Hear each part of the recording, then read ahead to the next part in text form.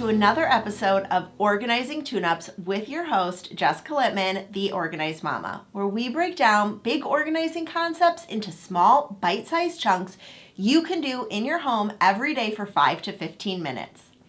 Today's topic is all about shared spaces. So when I'm talking about shared spaces, I'm talking about like the general overview of the spaces that everyone in the family uses daily. Usually when I say shared spaces, you think of living room, family room, basement, those type of areas. And recently I've had people say, well, a kitchen is a shared space. So I just want to explain why I separated the two.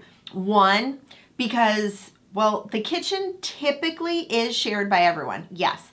But when it comes to kitchen organizing, usually one person takes on the brunt of the kitchen work, okay? Like when it comes to cooking dinner, either somebody enjoys cooking, somebody enjoys baking, and so that person has kind of taken on that role, or somebody has decided, okay, this is my job is to do the cooking and the cleaning, so I'm going to make that kitchen is going to quote unquote be mine. In our house, it's my husband's. I'm the one that organizes it, but I set it up for him because he's the one that enjoys cooking. I hate it. So I'm fine organizing the space. I'm fine emptying the dishwasher and that, but I hate cooking.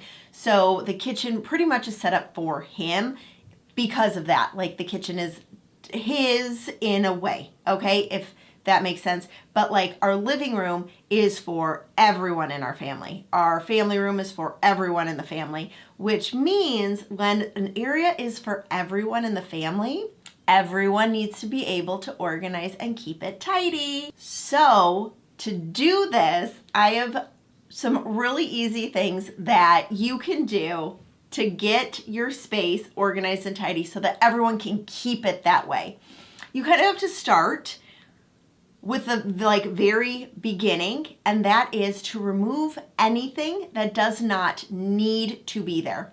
So if you're expecting your family to keep your living room, dining room, family room, basement, library, whatever area of your house organized and tidy, you need to remove the things that do not belong there or aren't necessary to stay in that space. Those are things that I have seen paintings or artwork that have been on the floor and that aren't hanging up. Either hang them up or move them out of the room.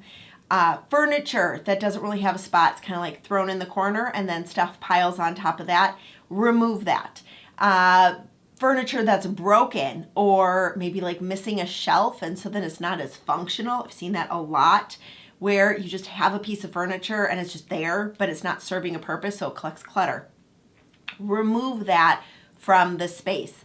Books that you no longer read, tchotchkes or trinkets or any of that kind of stuff that is not working for you in your space anymore or is just creating a lot of visual clutter. Now, visual clutter is when you look at something and your brain can't make sense of it. There is no rhyme or reason.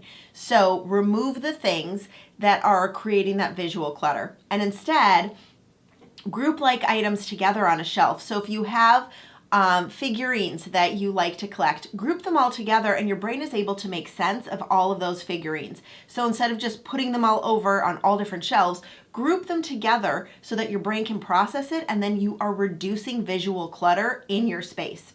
I am not one to be like, get rid of all your stuff. I don't believe that, but you can create less visual clutter in your space by grouping like items together or even grouping like colors together, which is why aesthetically when you see those organized pictures and everything's color coded, your brain can make sense of it. So if you have a lot of trinkets that you want to display, group them together so your brain can make sense of them and then it is no longer visual clutter. Instead, your brain can process and make sense of it.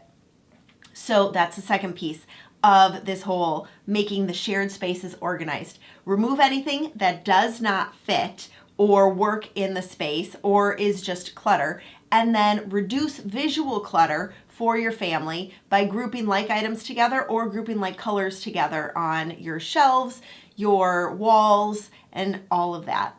And then the third thing that you can do in shared spaces to ensure that it stays organized is to teach your family how to do this. This is the biggest piece with shared spaces, teaching the family how you want the room to stay organized. So I'm going to give you an example in our living room.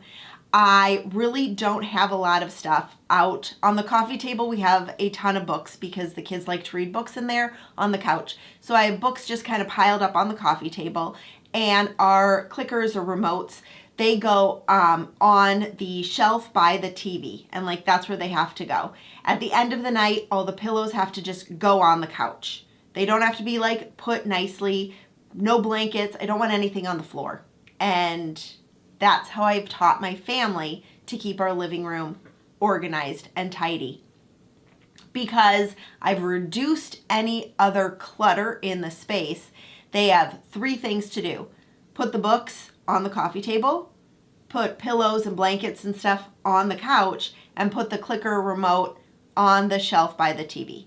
That's it. That's how we keep our living room organized, because I've reduced the clutter. There is very limited visual clutter in that space, and I taught the family how to keep it organized. So those are the things that I need you to do in your shared space. Now, it is so much easier said than done. I am completely aware of that. So I would start small and start with decluttering any unwanted or unnecessary things in your shared spaces. Pick a shared space first. Living room, family room, pick one space. Remove anything that does not need to be there.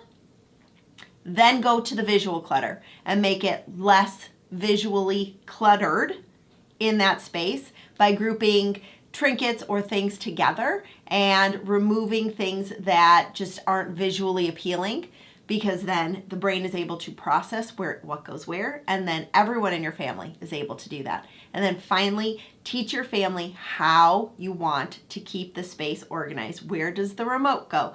What do you want to do with the pillows or blankets or books or whatever, games, all of those things. Teach them where the things should go. And then that is how you are going to have an organized shared space. I'll see you in the next one.